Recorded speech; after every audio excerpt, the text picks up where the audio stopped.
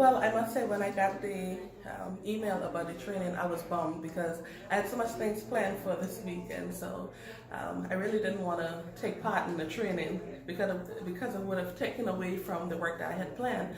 But from day one, it was very informative. I found that the facilitator, she made us interested in what we were going to do.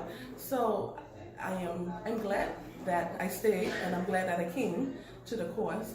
Now, this continuity plan is going to help my department and by extension my ministry, because as it stands now we do not have a plan that we can follow. Now the senior persons within my department or the senior persons within the ministry, they know what they are supposed to do, but in the event someone else has to step in who is not informed, then at least we'll have something documented that they can use to follow that would help the ministry to continue providing the services that we provide.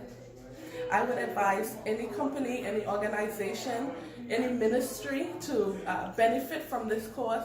Contact the DDME office and to find out when the next course will be available, because it will help your department.